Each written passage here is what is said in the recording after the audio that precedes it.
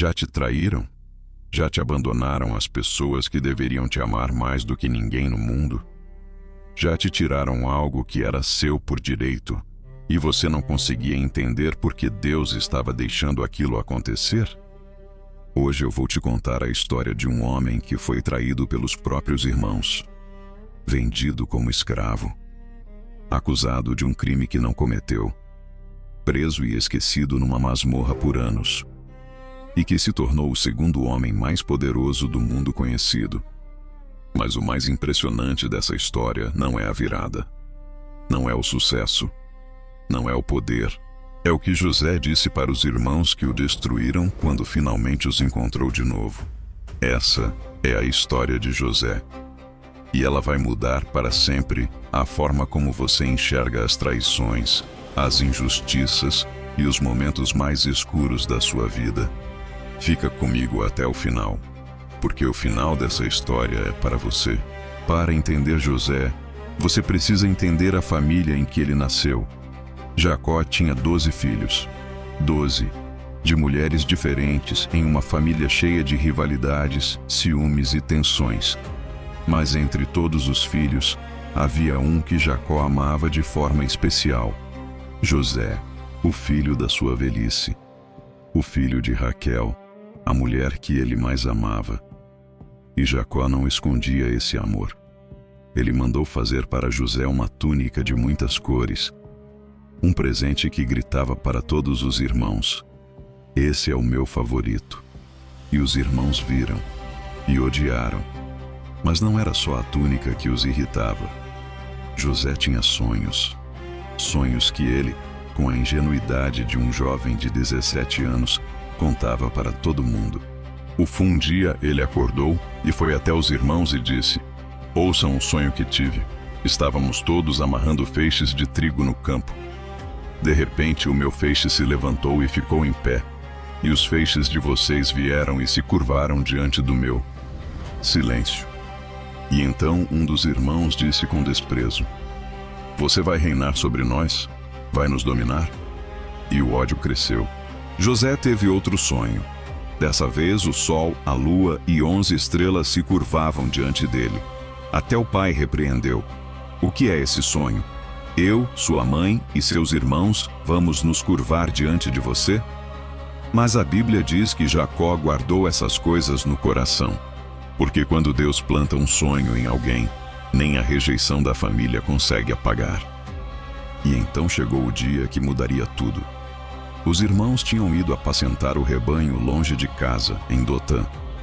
Jacó chamou José e disse: "Vai ver como estão seus irmãos e o rebanho e me traga notícias."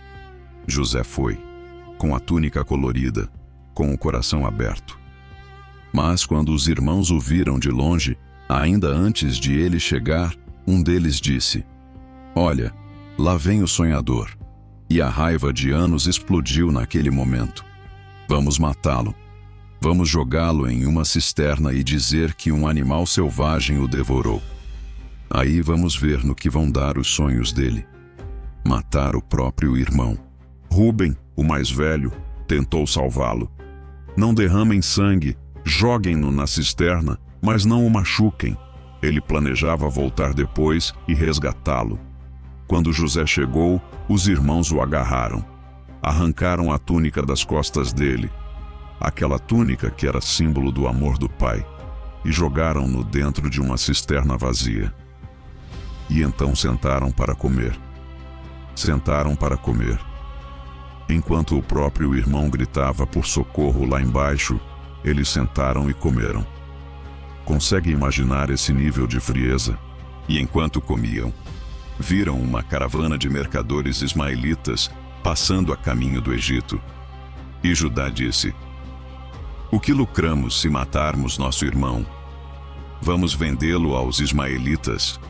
Afinal, ele é nosso irmão, nosso próprio sangue." E foi o que fizeram. Venderam José por 20 moedas de prata, o próprio irmão, o filho amado do pai, vendido como mercadoria. E José foi levado para o Egito acorrentado, olhando para trás, vendo os irmãos ficarem cada vez menores no horizonte. com 17 anos, sozinho, escravo. E os irmãos pegaram a túnica colorida, mataram um cabrito e mergulharam a túnica no sangue. E mandaram para o pai com a mensagem: encontramos isso. Veja se é a túnica do seu filho. Jacó reconheceu na hora, e rasgou as roupas. Vestiu pano de saco, e chorou o filho por muitos dias. E ninguém conseguia consolá-lo. Um pai destruído, um filho escravizado, uma família despedaçada. E Deus parecia silencioso. No Egito, José foi vendido para Potifar, capitão da guarda do faraó, um homem poderoso. E aqui começa algo extraordinário. A Bíblia diz uma frase que parece simples, mas é profunda demais. O Senhor estava com José. Não diz que José estava feliz. Não diz que José havia esquecido a dor. Não diz que a situação era boa. Diz que o Senhor estava com ele. E Potifar percebeu isso. Percebeu que tudo o que José tocava prosperava. E foi colocando José em posições cada vez maiores de responsabilidade, até que José administrava tudo na casa de Potifar. Parecia que a vida estava começando a melhorar. Mas então veio o segundo golpe. A esposa de Potifar olhou para José, que era jovem e de boa aparência, e tentou seduzi-lo. E José recusou, com integridade, com caráter, mas ela não aceitou a recusa. E num dia em que estavam sozinhos na casa, ela o agarrou pelo manto. José saiu correndo, deixando o manto nas mãos dela, e ela usou o manto como prova de uma mentira. Acusou José de ter tentado atacá-la. E Potifar, furioso, jogou José na prisão. José não tinha feito nada de errado. Havia resistido à tentação. Havia honrado a Deus. Havia agido com integridade. E foi parar na prisão por isso. Já te sentiram assim? Fez a coisa certa e foi punido por isso. José conheceu essa dor também. Na prisão, mais uma vez a Bíblia diz: mas o Senhor estava com José, em uma masmorra egípcia, no esquecimento, na injustiça. O Senhor estava com ele, e José ganhou a confiança do carcereiro, e começou a administrar a prisão. Porque quando Deus está com alguém, não existe lugar pequeno demais para a unção se manifestar. E então chegaram 2 prisioneiros especiais, o copeiro-mor e o padeiro-mor do faraó, que haviam caído em desgraça. Numa noite, os 2 tiveram sonhos perturbadores. E José, ao vê-los abalados, disse: a interpretação dos sonhos não pertence a Deus? Me contem. O copeiro contou o seu sonho, e José interpretou: em 3 dias você será restaurado ao seu cargo e servirá ao faraó novamente. E então José disse algo que revela o coração de um homem que sofreu muito. Quando você for restituído ao seu cargo, lembre-se de mim. Mencione meu nome ao faraó e me tire daqui, porque fui roubado da terra dos hebreus e aqui não fiz nada de errado para merecer esta prisão. 3 dias depois, tudo aconteceu exatamente como José havia dito. O copeiro foi restaurado e esqueceu completamente de José. 2 anos se passaram. 2 anos de silêncio. 2 anos na masmorra. 2 anos esperando por alguém que havia prometido se lembrar dele. 24 meses. 730 dias. Esquecido. Já esperou por uma promessa que tardava? Já confiou em alguém que te esqueceu? José ficou 2 anos esperando. Mas o que o homem esquece, Deus lembra. E chegou o momento que mudaria tudo. O faraó teve um sonho. 7 vacas gordas saindo do rio, e 7 vacas magras que devoraram as gordas, 7 espigas cheias, e 7 espigas vazias que engoliam as cheias. O faraó acordou perturbado. Chamou todos os sábios e magos do Egito. Ninguém conseguia interpretar. E foi então que o copeiro-mor se lembrou: Faraó, eu preciso confessar uma falta. Quando o faraó ficou irado conosco e nos prendeu, havia um jovem hebreu na prisão, um servo do capitão da guarda. Contamos nossos sonhos a ele e ele interpretou corretamente. Tudo aconteceu exatamente como ele disse. E o faraó mandou buscar José imediatamente.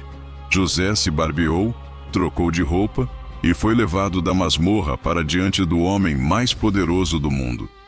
O faraó disse: "Tive um sonho e ninguém consegue interpretá-lo. Ouvi dizer que você ouve um sonho e o interpreta."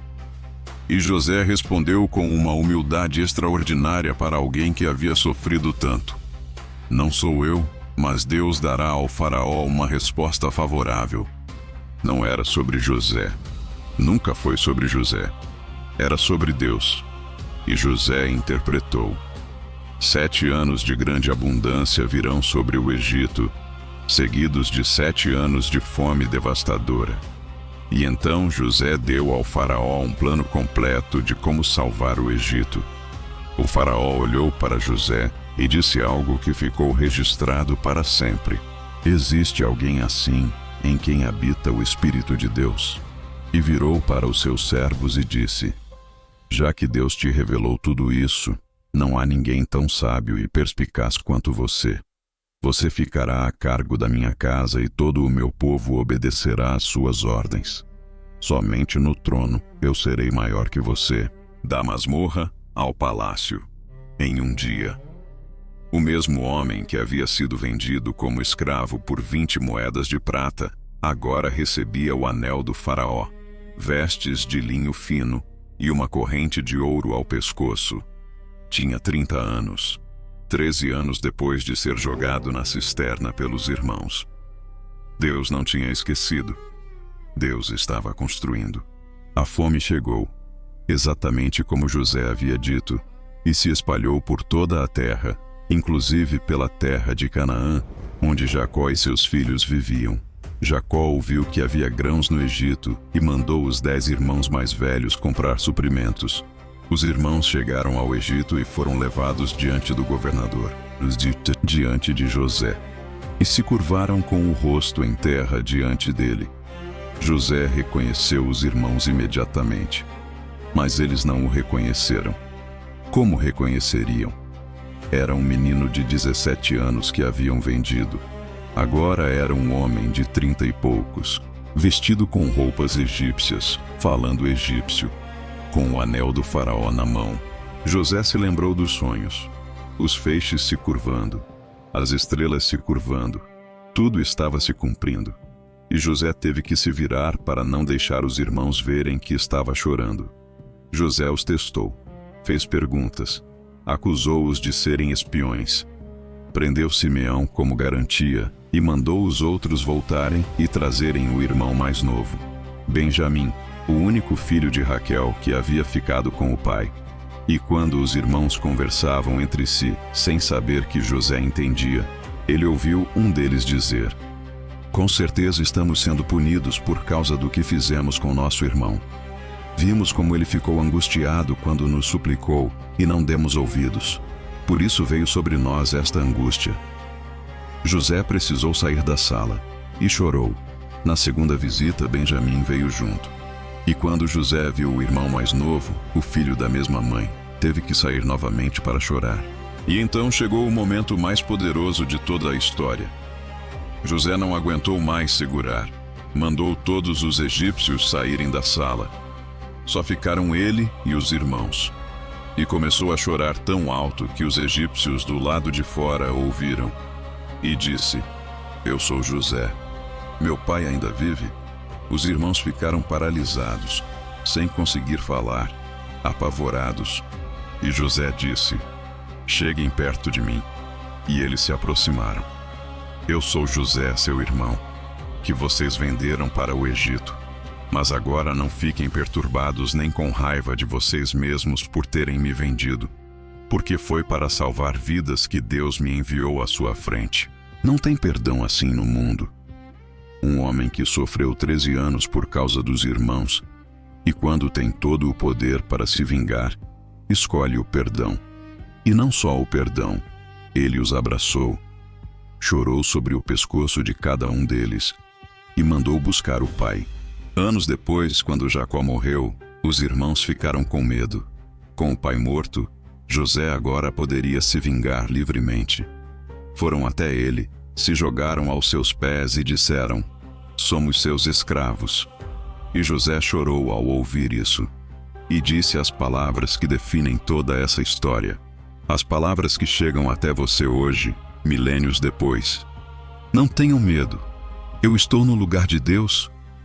Vocês planejaram o mal contra mim, mas Deus planejou isso para o bem, para que se realizasse o que hoje está acontecendo, a salvação de muitas vidas.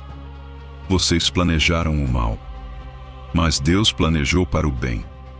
A traição foi real. A dor foi real. A escravidão foi real. A prisão foi real. O esquecimento foi real. Mas o plano de Deus era maior do que tudo isso. O que os irmãos fizeram com intenção de destruir, Deus usou para construir. O que o inimigo usou para tentar acabar com o sonho, Deus usou para cumprir o sonho. Cada etapa que parecia um recuo era na verdade um avanço no plano de Deus. E agora eu preciso te perguntar: qual é o seu poço? Qual foi a cisterna em que te jogaram? Quem foi que te vendeu? Quem foi que te traiu? Quem foi que mentiu sobre você e te deixou preso numa situação que você não merecia? A história de José não está na Bíblia para você admirar um herói distante. Está lá para te lembrar que o mesmo Deus que estava com José está com você. Na escravidão, Deus estava com ele. Na prisão, Deus estava com ele. No esquecimento, Deus estava com ele. E o mesmo Deus está com você agora, no meio da sua dor, no meio da sua espera, no meio da sua cisterna. O que foi planejado para o seu mal, Deus vai transformar em bem. A traição que você sofreu não vai te destruir, vai te posicionar. As portas que fecharam não eram as suas portas. Deus está te preparando para algo que você ainda não consegue ver. José não sabia que a cisterna levava ao Egito. Não sabia que a escravidão levava ao palácio.